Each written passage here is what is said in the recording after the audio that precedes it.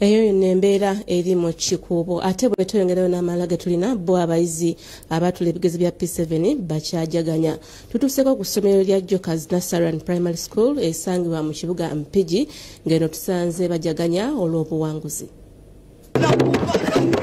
Nga amasomero gakyagenda maaso n'okujaganya olw'okukola obulungi mu bigezo bya PLE eby'omwaka oguwedde, abayizi n'abazadde ssaako n'abakulira essomero lya Jockas Nursery and Primary School erisangibwa mu kibuga ky'Empigi nabo bakyagenda maaso n'okujaganya olw'obuwanguzi bwe baatuukako.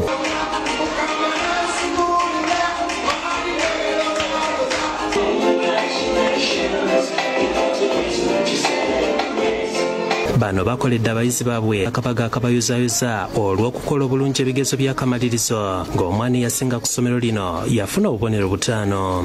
The reason why I got 5 aggregates, it's not of the good school, but the good teachers are very professional and very talented. I would like to thank my parents and teachers for teaching me, and I got aggregates 9. I thank the head teacher for buying for us Bukedde.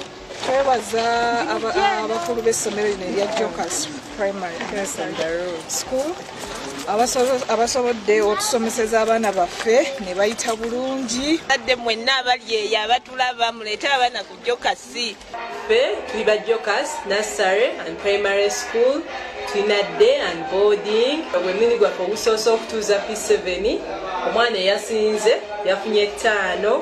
Abaana baffe 19 bonna bafunye first grade, omu yekka yafunye second grade 13. Bano balaze ebibasobozesezza okuyisa abaana obulungi era ne basaba abazadde bonna mu ggwanga okwongera okubawa abaana kubanga kye bakola bakitegeera bulungi. Tubeebaza nnyo Vision Group okutukolera akatabo ka PLE kabadde katuyambye nnyo okukola obulungi.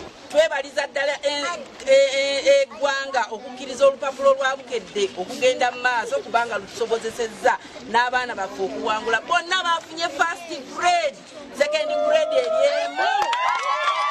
Twagala kwebaza Katonda n'abasomesa baffe bonna n'abazadde n'abaana mulimu guno gw'ettendo gwe batukoledde ne batusa ku maapu ate tekiza kuba kyangu okutusangula ku maapu eno. Essomero lino lyatuuza abayizi 20 nga 19 ku bano bayitira mu ddaala erisooka ng'omu yekka ye yayitira mu ddaala eryokubiri. Joseph Kinobe yakusakidde eggulire lino ku lwa Bukedde TV.